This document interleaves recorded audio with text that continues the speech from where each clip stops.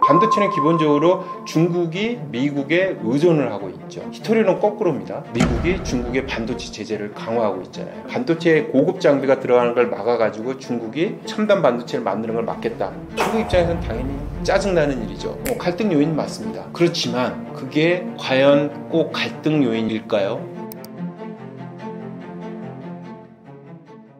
한국 일각에서는 한국이 미중사의 가교 역할을 해야 한다는 목소리가 있는데요. 이런 요구 배경은 무엇이고 한국은 어떤 균형 잡힌 자세를 취해야 한다고 보시나요? 이제 저런 얘기들을 하는 분들이 있어요. 이제 싱크탱크도 그런 곳이 있고 여러 전문가분들 중에도 저런 내용으로 이제 그걸 기고하시는 분들도 있는데 나름의 일리는 있다고 봅니다. 이제 왜 그러냐면 저런 얘기들이 나오는 근거는 미국과 중국의 관계가 되게 좋을 때, 평화로울 때, 분쟁이 없을 때, 다툼이 적을 때, 그럴 때 한반도도 안정돼 있다는 거예요. 그리고 상식적으로 생각을 해서 한국이 경제 발전하는 과정에서 대외 환경은 되게 중요합니다. 어느 나라나 마찬가지예요, 사실은. 그래서 그런 측면에서 보면은 대외 환경을 안정시키고 그런 거에 대한 필요성은 있어요. 그런데 그거를 그대로 내버리냐, 그거는 우리가 통제할 수 없는 범위 바뀌니까 이거는 우리의 운이다, 어쩔 수 없다, 그냥 미국과 중국이 잘 되기만을 그냥 기도만 하자, 이거 하기에는 좀 그렇다. 우리 스스로도 미국과 중국 입장에서 봤을 때 한국도 상당히 레버리지가 있는, 나름의 영향력이 있는, 특히 경제 분야에서는 영향력을 갖고 있는 곳이기 때문에 우리가 주도적으로 뭔가 나선다면 미국과 중국이 서로 싸움을 하다가도 마치 부부가 싸움을 할 때도 아이가 중재를 나서면 뭔가 실마리가 풀리듯이 그런 역할을 할 수 있지 않을까 하는 기대죠. 그래서 양쪽을 좀 더 객관적이고 좀 더 감정이 덜 몰입된 상태에서 양쪽을 다 바라본다면 우리가 혼수를 잘 둔다는 얘기가 있잖아요. 당사자보다 더 잘 보거든요. 패가 더 잘 보인다고 그래요, 혼수를 둘 때는. 그래서 그런 측면에서는 충분히 저거는 뭐 나름 일리가 있다. 근데 이제 정말 미국과 중국을 동시에 설득시킬 수 있을 만한 그런 아이디어와 그런 걸 낼 수 있을지는 우리가 이제 계속 노력을 해야 되겠죠. 그건 충분히 되고, 그런 면에서 보면 우리가 이거를 뭐 미국을 위해서 중국을 설득하고 중국을 위해서 미국을 설득하는 그런 건 아니잖아요. 미국과 중국의 모두를 위해서 하는 거다라는 그런 차원. 그래서 사실은 핵심은 그 내용도 중요하지만 우리의 영향력 확대가 더 중요한 것 같아요. 두 사람이 싸울 때요, 그 두 사람한테 설득력이 있는 내용을 제시해가지고 다툼을 중지시키는 것도 가능하지만 엄청나게 영향력이 센 사람이 나와가지고 너희들 이거 싸우지 않으면 미국, 중국 상당히 큰 피해를 입을 수 있어. 예를 들어서 좀 이제 거칠게 얘기하면 그 정도의 이제 영향을 갖춘다면 그게 뭐 우리가 미국과 중국 상대로 그렇게 한다는 건 좀 과잉이겠죠. 그렇지만 미국과 중국도 우리에게 의존하는 것들이 있거든요. 확실히 있거든요. 그런 것들에 대해서 우리가 이제 당당하고 의연하게 그걸 적절히 활용을 한다면 그런 게 이제 레버리지거든요. 그런 이제 영향력을 잘 활용하면 좋겠다라는 거고, 사실 이번에 한미 정상회담에서 드러났잖아요. 조선이 이제 대표적으로 이제 방산 문제 때문에 미국의 조선이 되게 다시 조선을 키워야 된다는 필요성이 생겼고, 그 과정에서 세계 1위는 지금 이제 중국으로 물량은 넘어갔지만 그렇다고 중국에 맡길 수는 없잖아요, 미국이. 그러니까 당연히 한국에 기댈 수밖에 없죠. 한국에 의존할 수밖에 없죠. 그런 측면에서 우리의 레버리지가 있는 거죠. 그런 측면에서는 한국의 조선업은 계속 잘 키워야 되는 소중한 그겁니다. 이제 그런 노력을 또 해야 된다는 거고, 소프트 파워 키우는 노력도 계속 해야 될 것 같긴 해요. 지금 한류 해가지고 되게 지금 분위기는 좋긴 한데 이런 것들을 끊임없이 계속해서 한국의 가치, 한국에서 나온 아이디어, 한국의 어떤 문화부터 시작해서 모든 이런 어떤 생각들, 이런 것들이 뭔가 긍정적이고 많은 사람들에게 공감을 불러일으킨다. 한류 문화가요, 많이 인기를 끈다라는 거는 공감을 많이 일으킨다는 거잖아요. 누군가에게 공감. 그런 측면에서 미국과 중국도 모두 공감할 수 있는 그런 아이디어를 또 낼 수도 있는 역량이 생길 수도 있고요. 더 중요한 거는 이런 얘기를 해요. 줄서기 하는 것도 나쁘지만, 그렇죠? 미국의 줄서냐, 중국의 줄서냐. 줄서기도 나쁘지만 줄 타는 것도 나쁘다고 얘기해요. 줄 타기. 그렇죠? 근데 제가 보기에는 줄서기보단 줄 타기가 더 나아요. 선택권이 없다면. 지금은 선택할 수가 없습니다, 우리가. 그러니까 줄서기보다는 줄타기가 좀 덜 나쁜 선택이다. 둘 다 나쁜 선택이지만 덜 나쁜 선택이다. 그래서 줄타기는 불가피하다. 우리가 줄타기 한다고 누가 이제 중국에서도 그걸 문제 삼는 경우가 간혹 나오긴 하거든요. 관영 언론에 이제 그런 워딩들이 간혹 나오는데 저는 그거는 그 개념할 필요가 없다고 봅니다. 당당하게 우리 주체로서. 종합적으로 볼 때 한국이 중국과의 관계에서 실질적인 경제적 외교적 성과를 얻기 위해 취할 수 있는 구체적인 방안은 무엇이라고 보시나요? 어쨌든 이제 소통을 많이 해야 될 것 같아요. 그동안 이제 오랫동안 단절돼 왔었는데 그게 좀 이제 회복은 되고 있거든요. 근데 이제 소통을 한다고 했을 때 여러 이제 채널이 있을 텐데 제가 보기에는 가장 실질적인 현장에서 뭔가 성과를 얻을 수 있는 거는 지방 정부 간의 협력이라고 봅니다. 그래서 지방 정부 간의 협력을 되게 강화를 해야 되는데 한중 간에 시범 협력 지역이 있어요. 그 이제 여러 차례 정상회담이나 이제 한중 간의 협의를 통해 가지고 그 지정한 지역인데요. 그 지역에서의 한중 협력은 한중 기업 협력에 대해서는 중앙 부처 차원에서 중앙 정부 차원에서의 지원이 이루어지고 있어요. 그게 대표적인 지역이 지금 장쑤성, 산둥성, 광둥성 세 개 지역입니다. 이걸 좀 더 확대를 할 필요는 있다고 봅니다. 그래서 이번에 만약에 한중 정상회담이 이제 아펙 정상회의 때 만약에 이제 시진핑 주석이 참석을 해가지고 열린다면 이런 부분도 논의를 해야 될 것 같다는 생각을 하고요.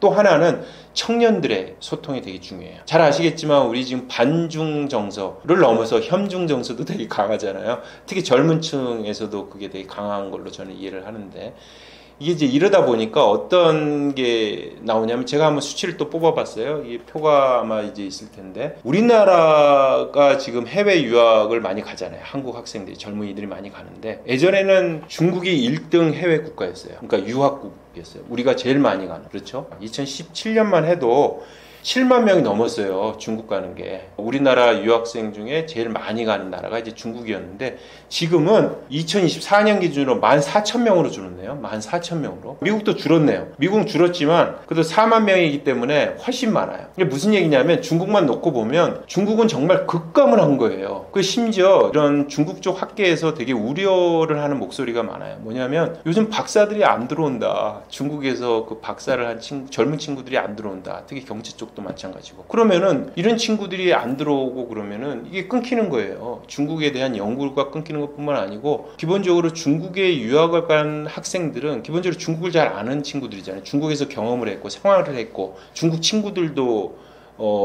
있을 수 있고 그렇죠. 그래서 한중 간의 미래에 어떻게 보면은 디딤돌이나 주춧돌이 될 수 있는 잠재적인 자원이에요. 사실은 양쪽의 그 유학생들이. 근데 그런 자원들이 지금 고갈돼 가고 있거든요. 그거를 회복시키는 게 되게 중요하다. 그래서 그런 차원에서 보면 한국인 학생들이 중국으로 유학을 갈게 특히 요즘 이슈가 되고 있는 이제 기초과학 분야에 만약에 협력을 한다 그러면은 그런 쪽을 할 때 한국 정부가 뭐 지원을 한다든가 그렇죠. 장학금을 줘가지고 한다든가 식으로 하든지 해서 뭔가 지금 급감을 해가지고 거의 단절되다시피 하고 있는 우리나라 젊은 학생들의 중국 유학기를 좀 확대하는 그런 노력들이 필요할 것 같고요. 중국인들이 한국으로 오는 거 그거는 꾸준히 나름 늘고 있어요. 늘고 있고 앞으로도 좀 늘어날 것 같긴 해요. 좋은 일입니다. 그것도 이제 수치가 있어요. 제가 이제 수치를 한번 뽑아봤는데 2015년에요. 한국을 찾은 중국인 유학생이 한 5만 명이 넘었어요. 5만 4천 명인데 작년은 7만 2천 명이네요. 7만 2천 명 많이 늘었죠. 그런데 그래서 이제 보니까 2024년에 한국에 유학을 온 외국인 유학생 중에 중국인을 봤더니 34.5%더라.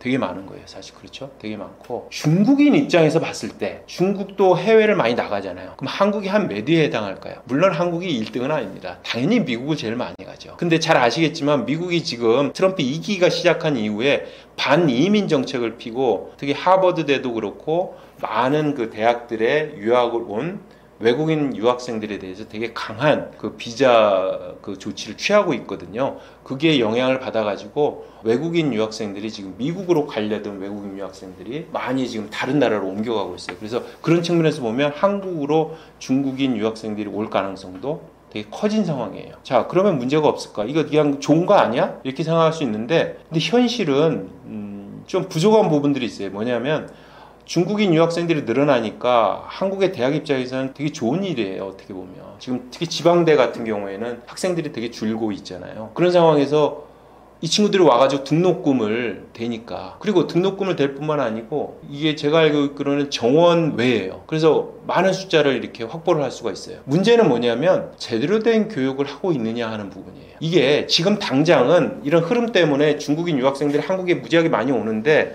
우리가 제대로 교육을 못 하잖아요. 그럼 어떤 일이 발생하느냐? 야, 한국에 유학 가는 건 그냥 학력 세탁이야. 거칠게 얘기하면. 한국에 유학 갔다 온 애들은 우리는 걔네들은 실력을 믿을 수 없어. 이런 게 퍼지게 되면 진짜 실력 있는 한중의 미래에 책임을 질 만한 능력 있는 그런 잠재 자원이 될 수 있는 뛰어난 젊은 중국인들은 한국에 안 온다는 거죠. 그건 되게 중요한 겁니다. 근데 이게 그냥 단순한 우려가 아니고요. 이것도 이제 중국의 외교관을 만났을 때 그런 얘기를 들었어요. 중국에 물박사라는 표현이 있대요. 그게 물, 수입보스라는 뜻인데 물박사 뭐냐면 그러니까 진짜 박사가 아니라는 거예요. 물이 빠지면 아무 의미가 없잖아요.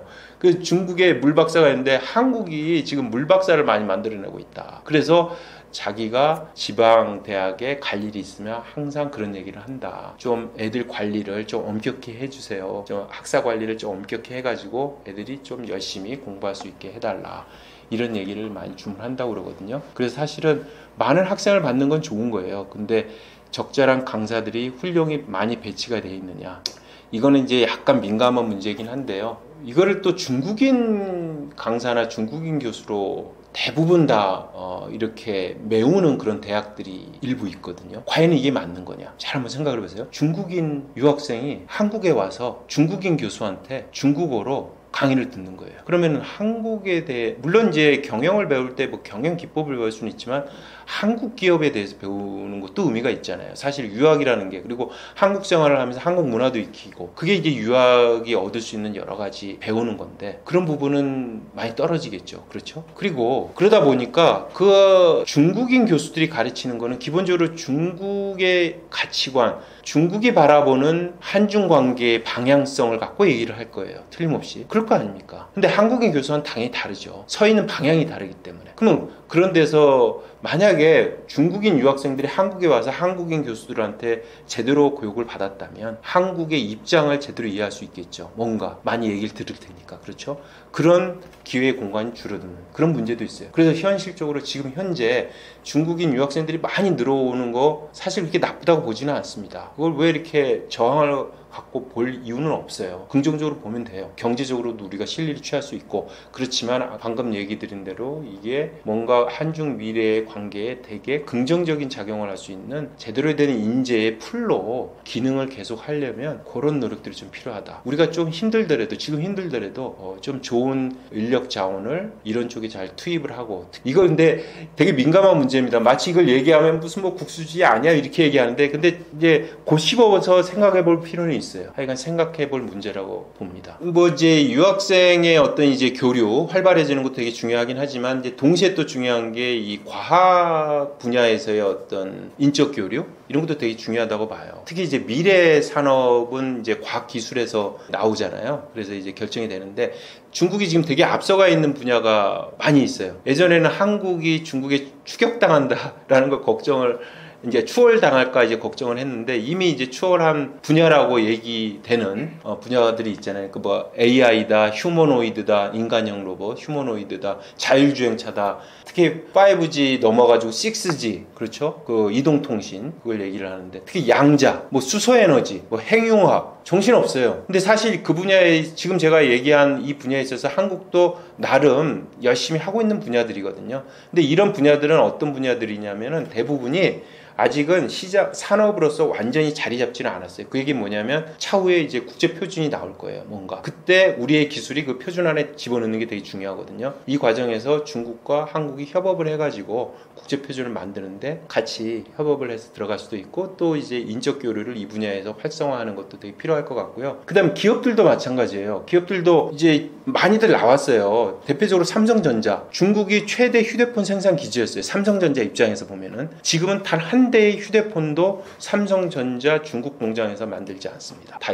뭐 베트남으로 가고 다 이쪽으로 옮겼어요. 자, 그러면 또 완전히 철수하는 게 맞느냐? 저는 그렇게 보지는 않고요. 이제 그런 영역은 나와도 되죠. 그렇지만은 자율주행차라든가 이런 이제 규제가 따라붙는 시장이 있는데 그런 영역은 중국이 상대적으로 되게 규제에 대해서 되게 적극적으로 완화하고 이렇게 규제를 풀어주는 입장이에요. 그러니까 그런 시장에 과감하게 들어가는 거예요. 네, 들어가가지고 규제가 적은 지역에 가가지고 우리의 기술을 널리 알리고 할 수 있다면 중국 파트너와 협업을 해가지고 하면 되는 거죠. 우리가 예전에 한국 기업들이 가졌던 그 중국 접근 방식은 지금은 이제 좀 달라지긴 했지만 초기에 이런 게 있었어요. 중국에 들어가서 우리만의 자본으로 우리 사람들이 다 들어가가지고 돈을 벌고 나오는 거. 근데 그거는 현실적으로 힘들어진 시대가 됐습니다. 왜? 중국 자체 인재도 이미 많이 훌륭한 인재가 많이 나왔고요. 중국 기업도 심지어 우리를 추월할 만큼의 기술력을 가진 분야도 있고요. 협업을 해야 됩니다. 협업을. 모든 걸 우리가 혼자서 다 할 수 있는 시대는 이제는 안 돼요. 그건 불가능하다고 생각을 해요. 그래서 협업을 해야 된다.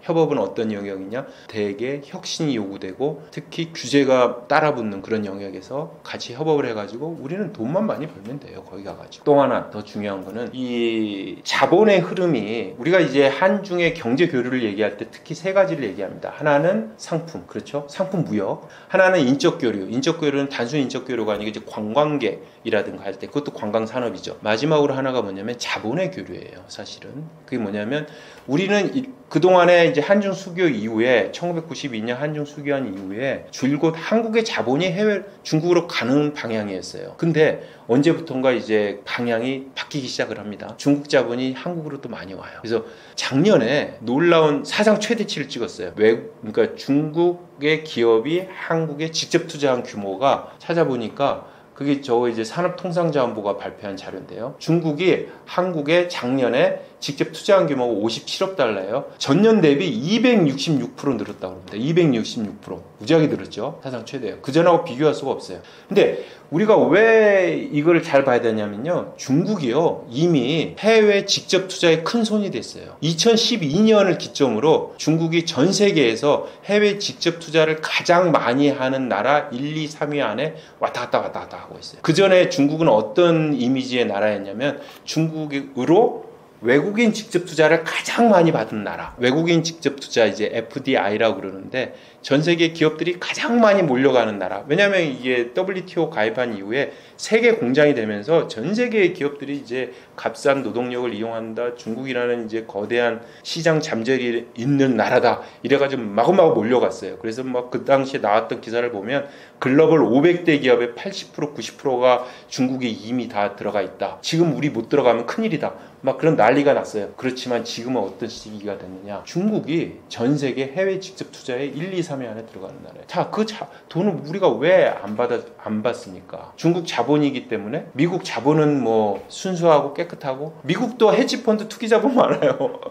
중국도 나쁘게 볼 수는 있어요. 제가 이제 얘기하고 싶은 건 중국 자본을 바라볼 때요. 시각을 좀 더 개방적이고 좀 더 세밀하게 들여다볼 필요가 있다. 저는 그런 자본은 반대예요. 예를 들어서 이제 중국이 부동산 투자를 위해서 한국에 들어오는 거. 그게 우리나라의 부동산 투기 붐으로 이어져 가지고 부동산 가격에 불안을 일으키고 그런 혼란을 일으킨다면 당연히 그런 걸 억제를 해야 돼요. 중국뿐만 아니고 모든 나라가 당연히 해외의 그런 투기성 자본에 대해서는 억제를 해야 되죠. 당연히 그건 억제를 해야 됩니다. 그렇지만 경제 성장에 기여하는 긍정적인 의미의 산업 자본이라면 그거는 받아들여야죠. 받아들이고 당연히 그게 이제 우리의 어떤 산업 기밀 유출이나 이런 거에 이제 가능성이 있겠죠. 리스크가 있겠죠. 근데 리스크 없이는 대가도 따라주지 않습니다. 그리고 그 리스크는 철저한 어떤 제도나 입법을 통해 가지고 그리고 일벌백계를 하든지 그런 문제가 생기면 그런 걸 통해서 막아야지 그걸 원천 차단을 한다? 그런 리스크가 있기 때문에 그건 아니라고 봐요. 예전에 유명한 그런 말이 있습니다. 덩샤오핑이 중국의 개혁 개방을 이끈 분인데 그게 시작을 한 데가 선전이에요. 심천이라고 불리는 선전 지역인데 그때도 당연히 덩샤오핑이 중국의 1인자였지만 반대 목소리가 컸어요. 반대 중에 하나는 뭐냐면 외국에 와가지고 우리를 다 오염시킬 거다. 뭐 이런 거예요. 아까 얘기 드렸던 정신적 오염뿐만 아니고 우리를 완전히 말아먹을 수도 있다. 막 이런 거예요. 그때 어떤 얘기를 하냐면 이래요. 창문을 열면 파리는 들어온다. 근데 파리가 무섭다고 창문을 닫아야 되느냐. 이런 얘기를 해요. 리스크 감내해야 됩니다. 그리고 그 리스크 파리 정도의 잡을 정도의 실력이나 그 치밀함은 갖고 있어야 되겠죠. 중국 자본이 들어와 생길 수 있는 리스크 있을 겁니다. 충분히 있을 거예요. 그리고 투기 자본은 원천적으로 차단해야 되지만 산업 자본은 긍정적으로 받아들이고 거기서 생길 수 있는 따라붙는 리스크는 확실하게 잡는 그런 거를 이제 연구를 하고 제대로 해야 되겠죠. 저는 그렇게 봅니다. 미중 반도체 히토류 상호 의존은 안정 요인인가요? 갈등 요인인가요? 그거는 이게 이제 어떻게 보느냐에 따른데 사실은 안정 요인이기도 하고 갈등 요인이기도 하죠. 어떤 의미에서 갈등 요인이냐? 이게 뭐 무기로 쓰면 이게 이제 갈등이 생기는 거지만 사실은 그렇기 때문에 억지력이 생기는 거 아니에요. 우리가 핵 억지력이라는 말을 쓰잖아요. 핵무기를 양쪽에 갖고 있으면 함부로 서로 이거를 쓰지 못할 거다라는 어떤 그런 기대감 때문에 다른 행동을 못 하는 거예요. 상대에게 치명타를 가할 수 없다는 얘기죠. 그런 면에서 이제 하는 건데, 일단 이제 반도체를 예를 들어볼게요. 반도체는 기본적으로 중국이 미국에 의존을 하고 있죠. 히토리는 거꾸로입니다. 그렇죠? 그래서 그러면은 이게 안정 요인일까 갈등 요인일까? 지금 갈등 요인이 되고 있죠. 이미. 왜? 미국이 중국의 반도체 제재를 강화하고 있잖아요. 최근에 또 뉴스도 나왔잖아요. 예를 들어서 어떤 뉴스가 나왔냐면은 미국이 중국으로 들어가는 반도체 장비의 반입에 대해서 원래 제재를 해왔는데 한국의 삼성전자하고 SK 하이닉스에 대해서는 예외를 뒀어요. 어떤 예외를 뒀냐면 너희들은 믿을 만한 사용자니까 너희들이 그냥 중국으로 갖고 들어가는 반도체 장비에 대해서는 우리한테 따로 그냥 허가를 받을 필요 없어. 인정해 줄게. 라는 뭐 VEA라는 어떤 제도에 적용을 했는데 그거를 취소한다고 트럼프가 정부가 발표를 했죠. 이제 그런 것들이에요. 그런 것들이 뭐냐면 반도체 고급 장비가 들어가는 걸 막아가지고 중국이 반도체 이제 첨단 반도체를 만드는 걸 막겠다. 중국 입장에서는 당연히 짜증나는 일이죠. 갈등 요인 맞습니다. 그리고 중국의 어떤 반도체 첨단화를 제약을 가는 것도 맞고요. 그렇지만 그게 과연 꼭 갈등 요인일까요? 이게 안정 요인도 있다고 봅니다. 반도체 분이. 이게 반도체로 전면적으로 지금 제재를 못해요. 왜?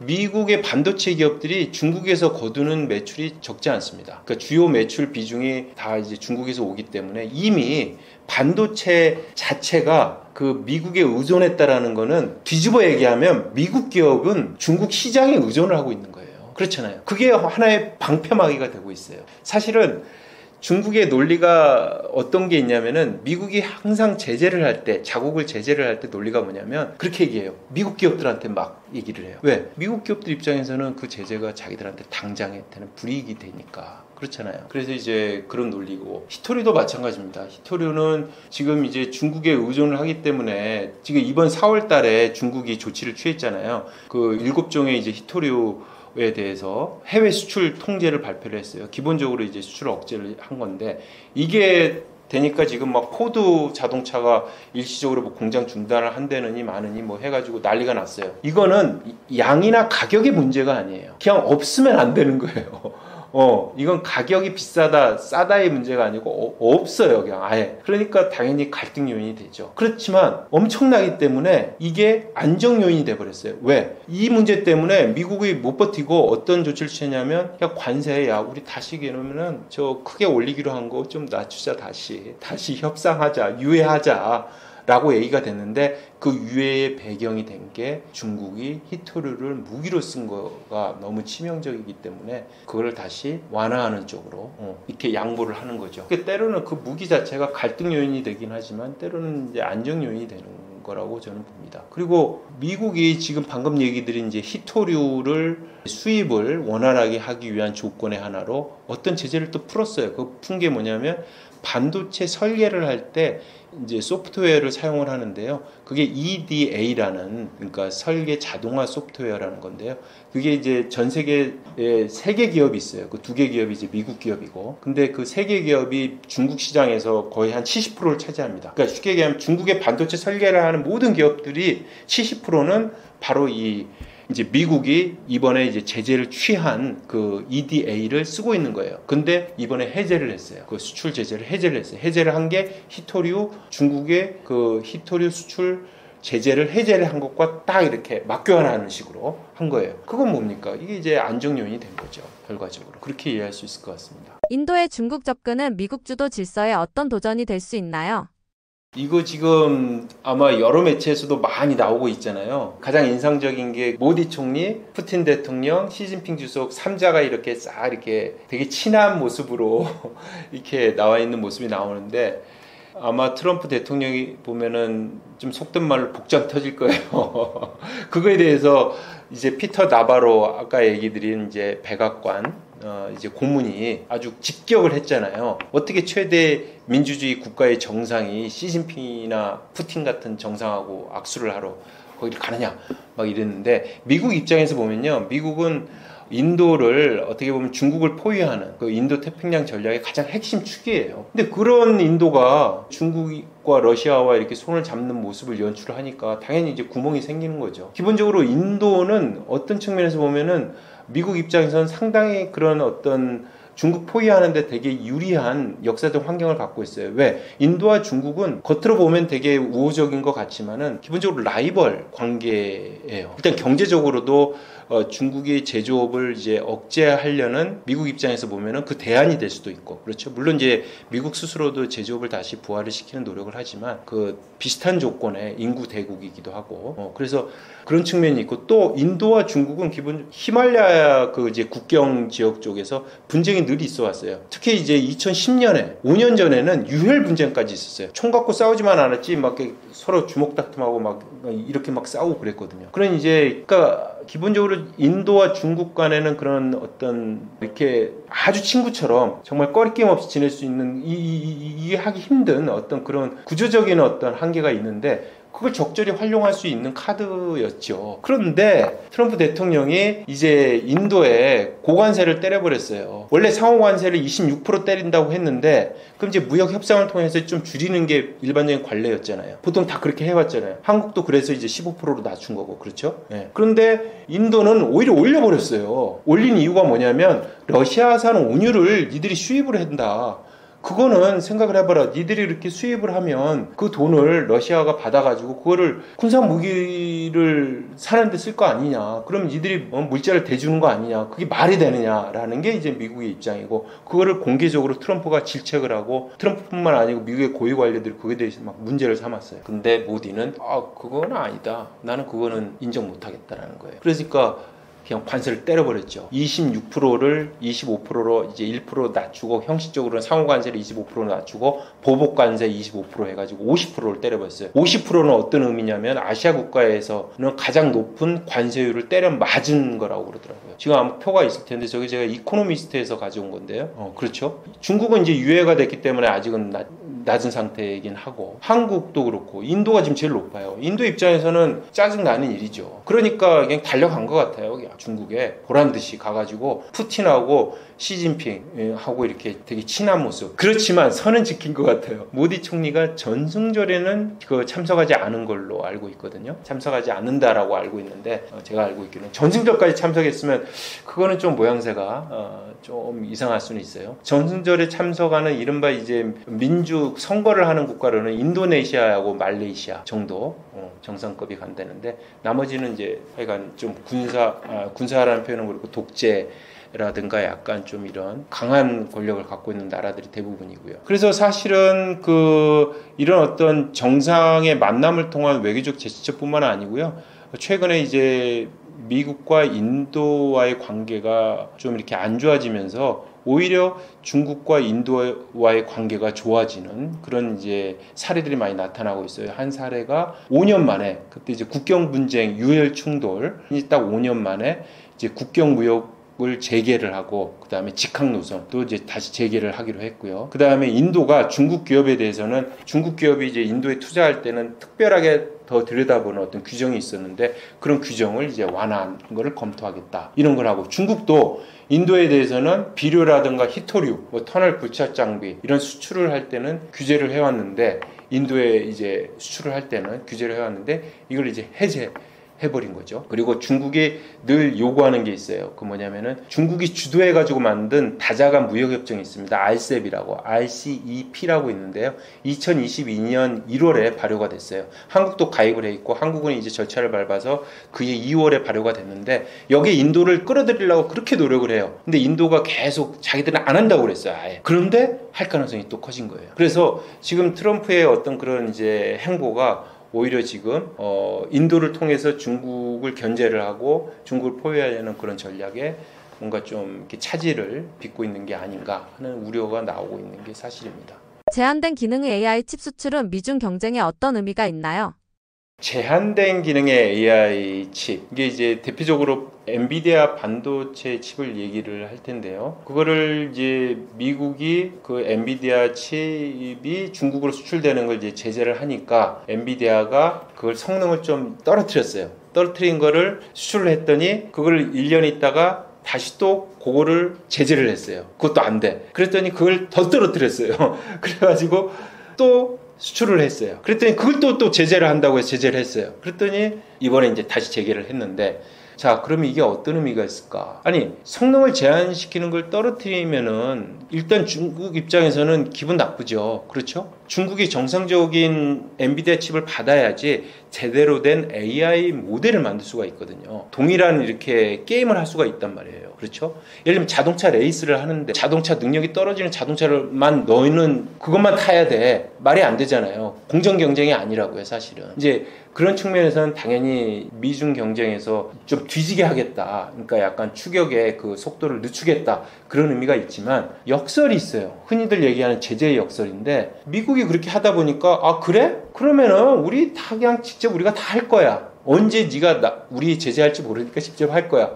그게 지금 현실이에요. 근데 할 수 있을지 안 할지는 그건 이제 두고 봐야 됩니다. 두고 봐야 되지만 팩트는 뭐냐면 그렇게 자립을 해야 되겠다라고 마음을 더 굳혀먹고 그렇게 노력을 하고 있는 거예요. 그런 면에서 보면은 미중 경쟁의 레이스에 그렇게 미국이 이 제한된 성능의 AI 칩을 넘겼다고 해가지고 야 그래 걔네들 좀 늦게 올 거야 라고 이렇게 안심하기에는 좀 이르다. 저는 그렇게 봅니다. 이런 제재에 관련해가지고 중국이 어떻게 추격을 하느냐를 보여주는 이제 여러 가지 사례들이 있는데, 흔히 이제 엔비디아의 칩을 얘기를 할 때 그 대항마 중에 하나로 화웨이의 반도체를 얘기를 하거든요. 근데 화웨이 창업자 런정페이가 인민일보 인터뷰에서 이런 얘기를 한 적이 있어요. 아주 인상적인 말을 합니다. 어떤 표현을 썼냐면 물리를 수학으로 보완한다라는 표현을 써요. 반도체 일을 할 때 그 질문에 나오는 답변 중에 그런 말을 해요. 무슨 말일까요? 물리를 수학으로 보완한다. 자, 물리는 우리가 이제 흔히 얘기하는 그 반도체 하드웨어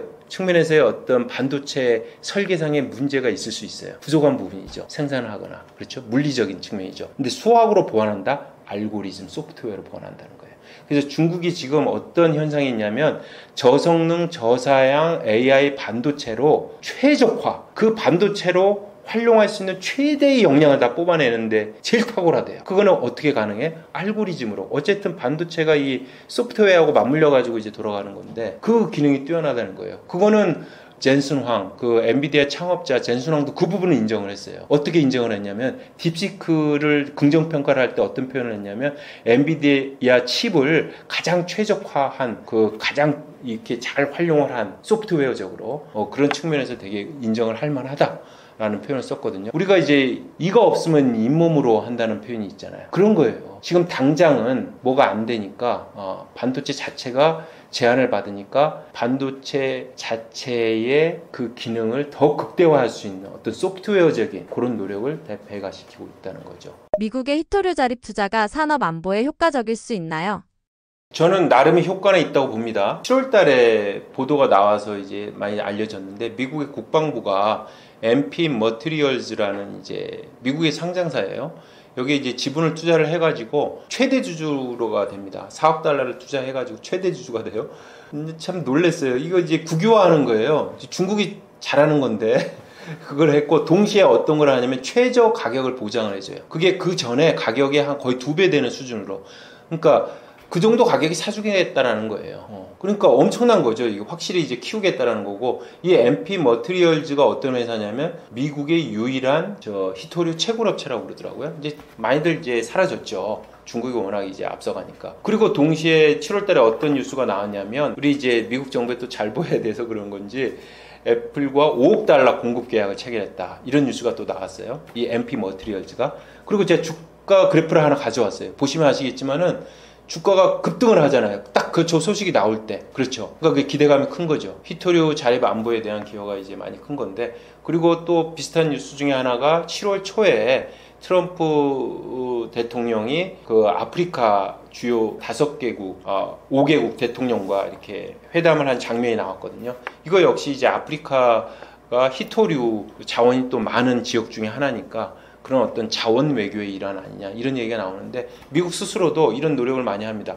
그리고 일본도 실제로 일본하고 중국과 그 어떤 조도 분쟁이라고 그러는데 그런 이제 영토 분쟁도 있고 뭐 여러 가지 그 한일 관계가 악화됐을 때 중국이 실제로 히토류를 무기화합니다. 무기화를 하니까 일본이 이제 아뜨거라 해가지고 그때부터 노력을 해가지고 히토류를 안 써도 되는 이제 장비도 만들기도 하고 여러 노력들을 해요. 그래서 의존도를 상대적으로 그 과거에 비해서 많이 낮춘 노력을 했거든요. 그래서 미국의 이런 노력들도 충분히 그러니까 과거에 비하면 지금 현재에 비하면 미래의 미국이 중국산 히토류에 대한 의존도는 좀 기여할 거라고 봅니다. AI 칩 수출 제한 완화가 미국 안보에 위험이 될 수 있나요? 결론부터 얘기하면 그렇게 큰 위협이 될 것 같지는 않아요. 근데 왜 그 얘기를 하냐면 AI 지금 칩 수출 제한 완화라는 게요, 저사양 AI 칩에 대한 이제 수출 제한 완화거든요. 정확하게 얘기하면 이제 엔비디아 H200이라는 반도체 가속기가 있는데 그게 이제 고성능인 H100에 비해 가지고 한 15분의 1 수준이라고 그래요. 그러니까 성능이 낮은 거예요. 물론 칩이라는 게 이중 사용 기술이거든요. 뭐냐면 이제 민용도 쓰이고 군사용으로도 쓰이고 이중 사용 기술이기 때문에 당연히 군사용으로 쓰이면 위협이 되겠죠. 그렇지만은 저사양 반도체이기도 하고, 그리고 더 중요한 거는 중국이 고사양 반도체를 못 쓰느냐? 엔비디아 칩을 지금 못 쓰고 있느냐? 그건 아니에요. 금지이긴 하지만 미수를 통해 가지고 쓰고 있어요. 그래서 많은 이제 해외 언론에 나온 뉴스를 보면은 그 선전이라는 곳이 이런 어떤 용산상가 같은 곳이 있어요. 화창베이라고 용산상가 같은 곳이 있는데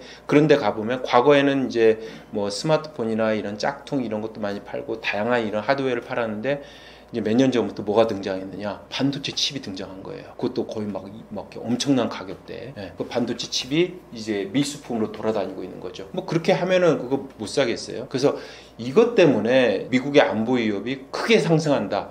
저는 그렇게 보지는 않습니다. 오히려 저사양 칩을 계속 이렇게 조금씩 주게 되면 그 칩 가지고 이제 의존을 하잖아요. 사실 젠슨 황의 논리거든요. 그게 엔비디아 창업자 CEO의 논리예요. 이거를 우리가 계속 의존하게 해야 된다는 거예요. 이걸 안 하면 자립을 해가지고 더 크게 나가니까.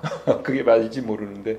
그리고 중국이 말이에요. 오히려 그런 조치를 취했어요. 트럼프가 엔비디아 저사양 칩에 대한 수출을 금지했다가 다시 한 3개월 만에 이제 풀었잖아요. 7월 풀었더니 어떤 조치를 취하냐면 야, 그 칩이 문제가 있는 것 같아. 그 칩을 쓰면 몰래 정보를 빼가는 것 같아. 백도어 기능이 있는 것 같아. 그거 우리 검사해야 될 것 같아. 야, 그 수입 제한 좀 시켜. 그래가지고 그거 쓰고 있는 업체들한테는 야, 니들 이거 왜 쓰는지 알려줘. 막 이런 얘기까지 하고 그러거든요. 오히려 중국이 아쉬우면 뭐 그거라도 받아서 쓸 텐데 그렇잖아요. 근데 그 정도 저사양 칩은 중국 국산으로 대체할 수 있는 능력이 됐다. 이제 이렇게 보는 거죠. 실제로 많은 중국 업체들이 AI 반도체 칩을 개발을 하고 있거든요. 중국의 반도체 기술 의존이 약점이 될까요? 돌파구가 될까요? 당장은 약점이지만 당연히 기술 돌파구에 큰 계기를 마련했다고 봅니다. 이게 사실은 평화로운 시기였고 미중 갈등이 없었다면 그냥 고만고만하게 했을 거예요. 그리고 반도체가 중요할 거라고 인식을 하고 있기 때문에 개발을 꾸준히 하긴 하겠죠. 그렇지만 이렇게 가열차게 엄청난 자원을 동원해가지고 막 그렇게 하지는 않았을 수 있는데 오히려 미중 갈등이 생기고 이런 제재를 하고 의존도가 너무 커진 거에 대한 리스크가 현실화가 되다 보니까 그런 부분들이 중국이 되게 공격적으로 하게 됐다. 그게 이제 대부분 2014년 전후 해가지고 그게 많이 나오거든요. 그게 이제 중국이 반도체 펀드를 만들어요. 그게 2014년에 1차 펀드를 만드는데 그 이후에 벌써 이제 3차례 나왔습니다. 그리고 2014년 바로 이듬해인 2015년에 중국 제조 2025라고 발표를 하거든요. 그게 뭐냐면 중국 제조업을 선진국 수준으로 고도화한다. 대표적인 제조업 강국이 이제 독일하고 일본인데 그 수준으로 이제 강국이 되겠다. 예전에는 제조업 대국이라고 스스로를 얘기했는데 이제 대국이 아니고 강국이 되겠다. 그건 이제 의미가 다른 거죠. 이제 그런 것도 하고. 그 다음에 어떤 표현이 있냐면 중국말로 카보즈라는 표현이 있는데 이게 목을 조른다라는 뜻이에요. 목을 막 조른다라는. 그러니까 목을 조르는 기술이라는 표현을 써요. 그게 이제 2013년에 처음 나옵니다. 시진핑이 처음으로 이제 카보즈라는 표현을 쓴 적이 있는데 그 이후에 실제로 중국 정부에서 카보즈 기술 목록을 만들어요. 이 기술은 뭐냐면 미국이나 해외에서 우리의 목을 조를 수 있는 기술이다. 뭐냐면 우리가 없기 때문에. 그렇죠? 그래서 그 중에 이제 많은 부분이 이제 그 카보즈 기술에서 해제됐다. 이런 것도 또 막 발표를 해요. 그만큼 이제 열심히 이제 뭐 노력을 하는 거죠. 그리고 이런 노력 덕분인지는 모르겠지만 실제로 이제 중국의 반도체 기술이 상당히 지금 많이 따라왔다는 얘기를 많이 하거든요. 메모리 반도체가 우리 한국을 대표하는 이제 반도체 그 영역인데, 메모리 반도체는 중국의 대표적인 기업이 두 개 기업이 있어요. 그 두 개 기업 모두 우리 이제 SK 하이닉스나 삼성전자에 비하면은 점유율이나 이게 뒤지긴 하지만, 모건 스탠리라든가 세계적인 투자 은행들이 전망치를 보면 이미 3위인 미국의 마이크론은 추월할 가능성이 있다라고 보는 게 대세예요. 그리고 HBM이라고 인공지능에 이제 적합한 그런 이제 메모리 반도체 분야에서도 중국의 그 반도체 업체들이 이미 개발을 하고 있고요. 그래서 상당히 앞서가고 있고, 그리고 더 놀라운 거는 한국의 싱크탱크에서 아마 이제 많은 언론에서 보도가 되긴 했는데, 한국과학기술기획평가원이라고 있습니다. 키스텝이라고. 여기서 설문조사를 했어요. 올해 2월 달에 발표한 이제 설문 보고서를 보면 거기에 이제 3대 게임 체인저 분야 기술 수준 심층 분석을 한다 했는데, 그 중에 하나가 이제 반도체인데, 반도체를 봤더니 전문가들한테 물어봤더니 반도체 5개 분야의 기초 역량, 그러니까 일반적인 역량이 아니고 기초, 원천이 되는 역량 전부 다 중국에 우리가 뒤진 걸로 나와요. 반도체 하나는 우리가 중국에 앞섰는데 라고 자위하던 사람들한테는 되게 충격이었죠. 그래서 이제 많은 언론들이 그거를 대서특필하고 많이 썼던 기억이 나는데요. 이제 이런 게 방금 얘기 드린 2014년 전후해 가지고 많은 노력을 했고, 특히 2017년, 18년 트럼프 정부 들어와가지고 화웨이 제재하고, 그때부터 이제 미국이 중국에 대한 제재를 되게 강화하고, 그게 조 바이든 정부가 정권이 바뀌면서도 계속 이어지고, 트럼프가 다시 들어와서 더 강하게 하고 이러면서 더 그런 것 같습니다. 한국, 대만이 미중 경쟁 속에서 기술 동맹의 핵심 축이 될 수 있을까요? 저는 뭐 충분히 가능하다고 봅니다. 저기서 이제 한국하고 대만을 얘기하신 건 아마 반도체 때문에 얘기를 하신 것 같은데요. 이 반도체 메모리는 삼성전자하고 SK 하이닉스가 세계 시장을 주도하고 있잖아요. 그 다음에 파운드리 영역에서는 이른바 이제 반도체 설계한 반도체를 수탁을 해가지고 생산을 하는, 그걸 이제 파운드리라고 그러는데, 파운드리 영역에서는 이제 물론 TSMC, 대만의 TSMC가 완전히 장악을 하고 있죠. 그렇지만 2위는 또 삼성전자고요. 그래서 그런 측면에서 봤을 때 그 두 개 부분은 다 미국이 지금 되게 많이 뒤져 있는 영역이거든요. 그래서 그런 측면에서 충분히 기술 동맹의 역할을 할 수 있을 것 같다라고 보는데, 그것뿐만 아니고 제조업 영역에서 놓고 보면 특히 중국을 의식해야 되는 제조업 영역이 있거든요. 대표적인 게 이제 조선인데, 왜 조선이냐면은 조선이 미국의 조선업이 후퇴하다 보니까 어떤 일이 생기냐면 이제 군함을 만들 능력도 안 되는 거예요. 그러다 보니까 보유 군함 수가 이미 추월을 당했어요. 그렇지만 군함을 또 만들어야 될 거 아니에요. 그러면은 근데 자체 조선 능력이 안 되니까 이제 한국에 손을 벌리는 거죠. 특히 한국의 조선 역량이 이제 꽤 되니까. 그래서 이제 그런 부분에서도 또 기술 동맹이라고 할 수도 있을 것 같고요. 그렇죠? 군함은요, 되게 설계도를 줘야지 되잖아요. 그래서 중국에 그 설계도를 줄 수가 없잖아요. 어떻게 주겠습니까? 그러니까 지금의 미중 관계 하에서는 한계가 있겠죠. 그런 측면에서는 충분히 한국과 대만이 미국의 기술 동맹이 주력군이 될 수 있다라고 볼 수 있고, 동시에 이제 일본도 마찬가지 충분히 될 거예요. 특히 AI 관련해 가지고는 일본의 소프트뱅크가 언론에 자주 등장을 하고 있잖아요. 그 트럼프 대통령이 취임한 직후에 5천억 달러 프로젝트를 발표를 합니다. 그게 뭐냐면 AI 인프라 투자 확대를 하는데 2027년까지는 5천억 달러를 투자하겠다는데, 거기에 3개 기업이 등장을 해요. 2개 기업이 미국 기업이고 1개 기업이 일본 기업이에요. 그게 2개 기업이 이제 오픈 AI, 챗GPT 만든 오픈 AI, 그 다음에 이제 그 소프트웨어 개발 업체인 오라클, 그리고 하나 업체가 바로 소프트뱅크입니다. 이 소프트뱅크가 이게 대단한 거예요. 그 동시에 소프트뱅크가 최근에 또 인텔 지분을 인수한다는 거 아닙니까? 인텔이 또 어떤 회사냐면은 지금 트럼프가 주도를 해가지고 미국 정부가 인텔 지분을 또 인수를 해요. 그래서 이제 인텔 최대 주주가 되겠다는 거 아닙니까? 그 무슨 얘기냐면은 소프트뱅크가 깊숙이 지금 미국의 어떤 기술 제조업 부활 그 과정에 동맹으로 참여를 하고 있는 거예요. 그게 소프트뱅크 개인 기업이라고 볼 수도 있지만 이제 일본을 상징하는 거니까 일본도 그 영역에 같이 들어가 있다, 이렇게 볼 수 있을 것 같습니다. 엔비디아가 중국 전용 칩을 따로 만들고 있는데 이게 현실적인 대응일까요? 미국 눈치 보기일까요? 현실적인 대응이겠죠. 엔비디아 매출에서 중국이 차지하는 비중이 적지 않잖아요. 사실은 이제 그걸 유지를 하려면 현실적으로 지금 뭔가 계속 유지를 해야 되는데, 그러려면 어떤 저사양으로 해서 미국의 어떤 기준을, 미국의 눈치를 좀 보면서, 미국 정부의 그 눈치를 보면서 자기들의 이제 이익을 계속 끌고 가고 싶은 거고, 젠슨황이 그런 얘기를 한 적이 있어요. 그러니까 엔비디아 CEO 젠슨황이 어떤 얘기를 했냐면, 엔비디아가 중국에 없으면 화웨이가 다 할 거다 이런 얘기를 해요. 그게 무슨 얘기냐면, 화웨이는 어떻게 이제 상징성 있는 얘기일 텐데 중국 기업이 다 알아서 할 거다. 실제로 중국의 이제 기업들을 보면 AI 반도체 기업, 이른바 중국 내에서는 그런 얘기를 하거든요. 중국판 엔비디아들 하나가 아니에요. 엄청나게 많은데 그 중에 한 업체가 이제 캠브리콘이라고 있어요. 캠브리콘이라고 최근에 한국 언론에도 꽤 이슈가 됐는데, 왜 그러냐면은 이 회사가 이제 2016년에 상장을 한 회사긴 한데, 작년에 말입니다. 중국이 지금 한 5천여 개 상장사가 있는데, 중국 증시에 상장한 회사가 한 5천여 개가 넘는데 주가 상승폭이 1등을 했어요. 제일 많았어요. 그러니까 급등을 했죠. 그런데 급등했던 작년까지 상장 이후에 단 한 번도 흑자를 낸 적이 없는 회사예요. 다 그냥 손실로 까먹고 있는데, 근데 주가가 그렇게 뜬 거야. 근데 이게 이제 중국의 천재 형제가 만든 이른바 반도체 설계 업체예요. 그래서 이제 중국판 엔비디아가 얘기된다 그러는데, 이 업체의 또 매출이, 그런데 올해 이번에 이제 주가가 또 최근에 다시 주목을 받은 게 드디어 흑자 전환을 했어요. 흑자 전환을 한 것뿐만 아니고 주가가, 이 매출이 엄청나게 급등을 했습니다. 매출이 급등을 하고 급증을 하고, 동시에 주가가 최근에 뜨면서 어떤 현상이 벌어졌냐면, 마오타이주의 주가를 꺾어버렸어요. 마오타이주 주가를 꺾었다는 게 어떤 의미냐면, 중국에 상장돼 있는, 중국 증시에 상장돼 있는 주식 중에 주가가 가장 높은 주식, 이른바 황제주가 마오타이주였어요. 그 마오타이주를 반도체 설계업체가 꺾은 거예요. 마오타이주는 소비를 대표하는 주거든요. 그러니까 소비주를 이른바 테크주가 꺾은 거죠. 상징적인 의미가 되게 강한 거고, 어쨌든 그런 측면에서 봤을 때 반도체에서 충분히 자립 가능하다, 이런 가능성을 염두에 놓고 본다면 엔비디아의 이런 대응은 대단히 현실적이고 현명한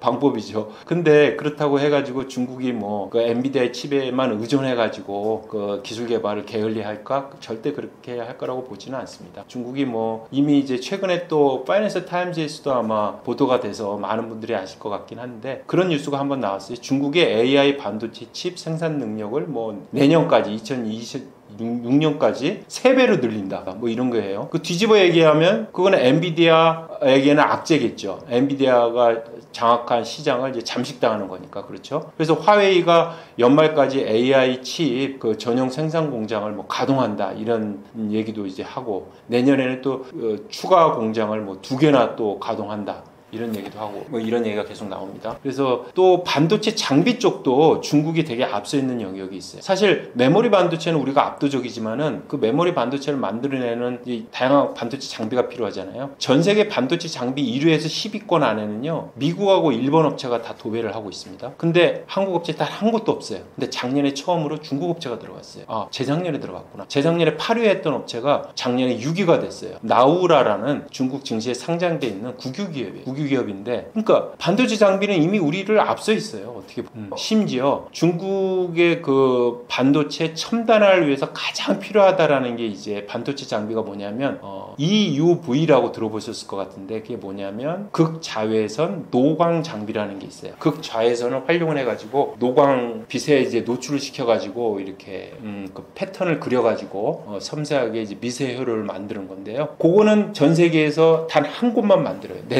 네덜란드의 ASML인데, EUV 장비를 만드는 곳이 곧 나온다. 그러니까 지금 개발 중이라는 거죠. 그게 사이캐리어라는 중국의 반도체 장비 회사인데, 이 회사를 잘 들여다봤더니 화웨이에 어떤 특정 부문이 분리돼가지고 나온 회사더라. 물론 화웨이는 이제 공식적으로 이 회사랑 관계가 없다고 하지만, 거기 있는 인력들이 나와가지고 만든 회사고, 그 회사가 만드는 장비들을 이제 활용을 하겠죠. 그런 회사들. 그래서 중국에 지금 반도체 장비가 엄청나게 굴기를 하고 있어요. 그쪽 영역도. 기본적으로 그러니까 이 반도체 산업이라는 게요, 어떤 반도체 하나를 잘 만드는 어떤 업체 하나가 잘한다고 해서 성공할 수 있는 영역이 아니거든요. 생태계가 함께 따라가줘야 되는 거거든요. 거거든요. 반도체 장비, 소재, 부품 모든 게 함께 가져야 돼요. 심지어 수요 영역도 마찬가지예요. 그래서 생태계가 결국은 반도체 경쟁력을 좌우할 거다. 중국이 반도체 영역에서 할 수 있을 거냐, 자립할 수 있을 거냐라고 얘기할 때 그 관건은 그러면 반도체 생태계가 함께 따라가 줄 거냐, 이제 그게 관건이거든요. 그런 측면에서 보면 중국이 방향성은 잘 잡았어요. 그러니까 시진핑이 올해 그 민영기업 좌담회를 상당히 오랜 기간 만에 처음으로 이제 좌담회를 열었는데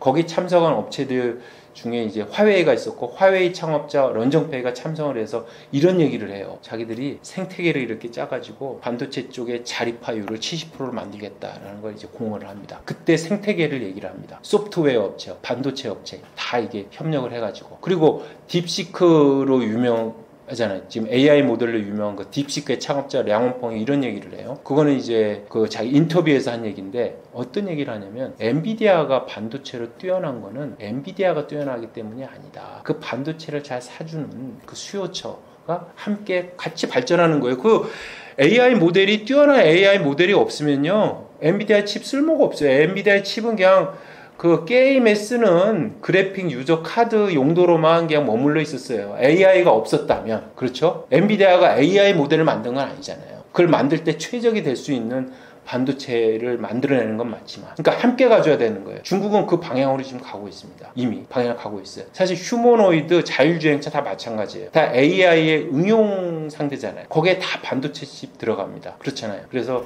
사실 그런 측면에서 놓고 보면 중국의 반도체 자립 가능할 거라고 봅니다. 이게 시간의 문제예요. 실제로 1983년에 삼성이 반도체 진출 선언을 할 때 일본의 미쓰비시에서 그런 보고서를 내놨어요. 삼성이 반도체에서 성공할 수 없는 이유, 실패할 수밖에 없는 이유 이런 얘기를 내놨잖아요. 뭐 시장이 작다부터 시작을 해가지고 뭐 기술력 자체가 너무 적다. 그 이유들 하나하나를 놓고 보면 그중에 시장이 작다 빼고는 나머지는 지금의 중국에 우리가 흔히 하는 얘기들을 다 적용할 수가 있어요. 그럼에도 불구하고 삼성이 해냈잖아요. 일본을 이겨내고 해냈잖아요. 그렇죠? 그래서 사실은 중국도 반도체 자립 시간의 문제고 일 뿐이지 충분히 가능하다. 그 과정에서 그 반도체 자립화의 여정에 우리도 만약에 얻을 수 있는 게 있다면 얻을 수 있는 노력을 해야 되겠죠. 실익을 잘 챙기는 쪽으로 현명하게 접근하는 게 되게 중요할 것 같습니다.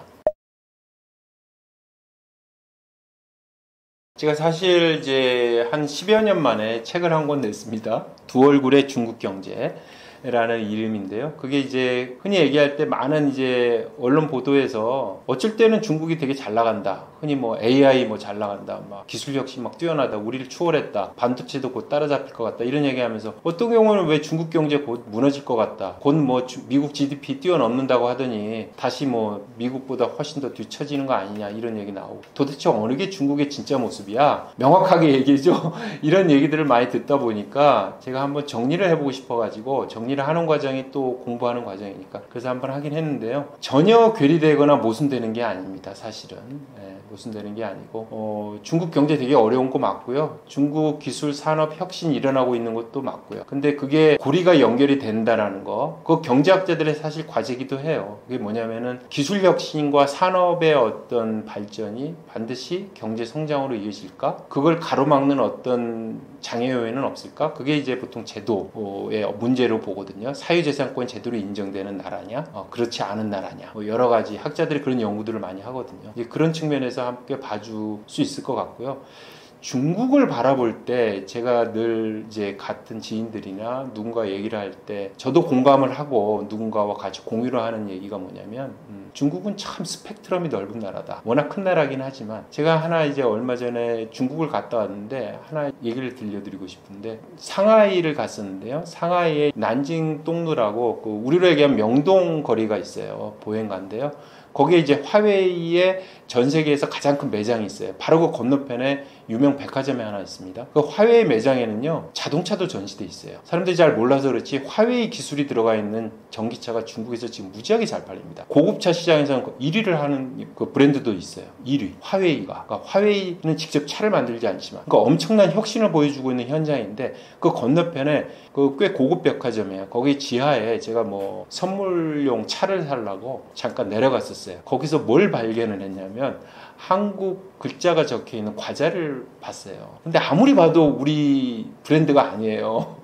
아마 짝퉁이거나 아니면 사실 이제 뭐 컨텐츠 K푸드 해가지고 인기가 많잖아요. 그래가지고 아마 이제 한국에 그런 어떤 이미지를 입힌 그 뭐 정상적인 제대로 된 제과 업체가 만들 수도 있죠. 사실은 순수 짝퉁이라기보다는. 이게 무슨 얘기냐면 그런 게 동시 존재를 해요. 그냥 그걸 인정을 해야 됩니다. 이게 예를 들어서 화웨이의 그 매장을 한번 갔다고 해서 막 그냥 난리 났다 그게 아니고 그 짝퉁이라든가 베끼는 그런 현장도 여전히 존재합니다. 그 바로 그 건너편에도 스펙트럼이 되게 넓은 나라다. 그리고 이런 얘기를 합니다. 이거 되게 인상적인 제가 글이었는데 이게 뭐냐면 중국이 올해 초에 처음으로 세계 최초로 인허가를 내준 영역이 있어요. 그게 뭐냐면 드론 택시입니다. 드론 택시가 뭐냐면 비행 택시예요. 비행 택시. 그렇죠? 근데 사람이 안 타요. 그러니까 운전수가 없어요. 파일럿이 없어요. 그거 되게 위험하잖아요. 그럼 어떻게 감히 합니까? 근데 지금 중국 지방정부가 거의 경쟁적으로 저공경제라는 이름으로 해가지고 그런 걸 막 키우고 하거든요. 드디어 이제 처음으로 이제 한 곳에서 그걸 이제 가능하게 된 거예요. 이제 유료로 그러니까 할 수 있게 된 거예요. 유료로 서비스를 할 수 있게 된 건데